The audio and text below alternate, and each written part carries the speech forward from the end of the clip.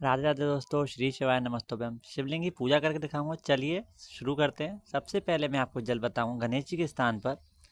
इसके बाद में यहाँ अशोक सुंदरी मैया इधर और कार्तिकेय जी, और फिर उसके बाद हस्तकमल के आसपास हमने जल समर्पित किया। फिर बच्चा कुचा जल शिवलिंग पर समर्पित किया है। 1 लोटा जल तो भक्तों ऐसे ही समर्पित करा जाता है। आगे भी आपको सारी विधि बताता चलूँगा। गणेश जी को हमने स्नान करवा दिया है। ऐसे ही हम पार्वती मैया को स्नान करवा देंगे। इसके बाद में हम ऐसे ही कार्तिकेय जी को भी स्नान करवाएंगे। जो हमारा चंदन लगा हुआ था उसको हटा लेते हैं। अगर भक्तों आपके घर में शिव परिवार नहीं है तो आप खाली शिवलिंग की ही पूजा कर सकते हो, उसी में पूरा शिव परिवार होता है। चिंता की कोई बात नहीं है, खाली शिवलिंग की भी पूजा हो सकती है। अगर आप लोग पूजा कर सकते हो शिव तो शिव परिवार रख सकते हो, अदरवाइज भक्तों आप लोग नंदी बाबा को भी रख सकते हो। और शिवलिंग को सिर्फ 2 भी चलते हैं, आप चाहो पूरा शिव परिवार बिठा सकते हो। सभी को हमने अच्छे से स्नान करवा दिया है और जो कल का चंदन लगा था वो सब हटा दिया है। अब हमने एक पीतल की प्लेट ले लिया, अच्छे से उसको हमने धो करके पोंछ लिया है। इसमें हमने पूरे अपने शिव परिवार को भी पोंछ करके रख लिया है। अब इसके बाद पीला चंदन और ये रोली ले ली है हमने। तो चलिए सबसे पहले चंदन हम शिवलिंग की पिंडी पर लगाएंगे। इसके बाद में वहीं गणेश जी के स्थान पर कार्तिकेय जी और अशोक सुंदरी मैया के स्थान पर लगाया। इसके बाद हस्त कमल के आसपास लगाएंगे। पहले नाग देवता जी और नंदी बाबा कार्तिकेय जी के पास लगा दिया है हमने। कार्तिकेय जी को भी हमने चंदन लगा दिया है।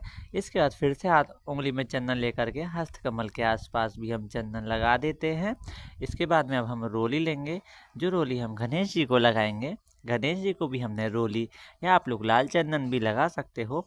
इसके बाद में अब हम पार्वती मैया को भी रोली लगाएंगे भक्तों। पार्वती मैया को हमने रोली लगा दिया। इसके बाद फिर से हाथ में रोली लेकर के वहीं गणेश जी, कार्तिकेय जी और अशोक सुंदरी मैया स्थान पर लगाया हमने।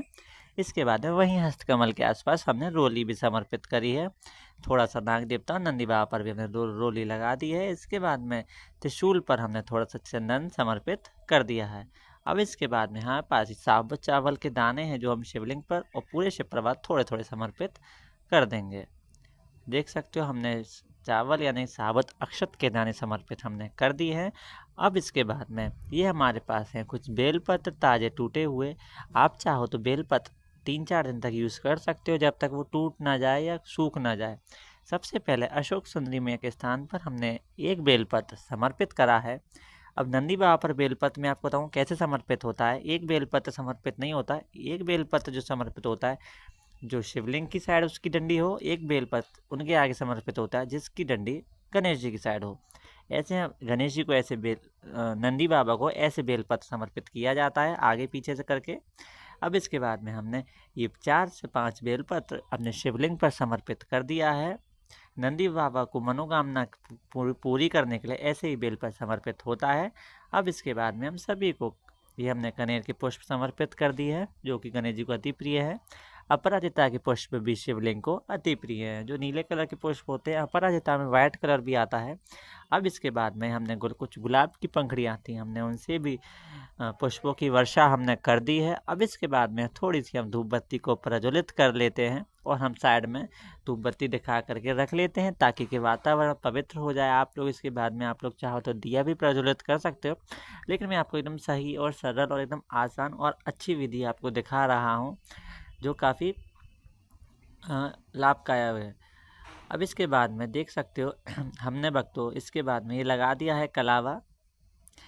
भोले बाबा आपसे भक्तों जरूर प्रसन्न होंगे अगर आप उनकी ऐसे ही सरल तरीके से पूजा करते हो। देख सकते हो हमने कलावा पार्वती में और शिवलिंग को पहना दिया। अगर आपके पास नहीं हो तो खाली आप शिवलिंग को ही कलावा पहना सकते हो, कोई दिक्कत वाली बात नहीं है।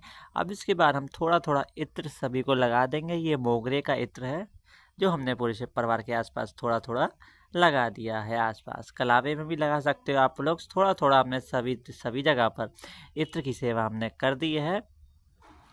अब इसके बाद में ये हमारे पास थोड़े से भक्तों काले तिल है। अगर आपके पास हो तो आप ज़रूर समर्पित करिए, शिवलिंग को अति प्रिय होते हैं ये काले तिल भी समर्पित शिवलिंग पर होते हैं।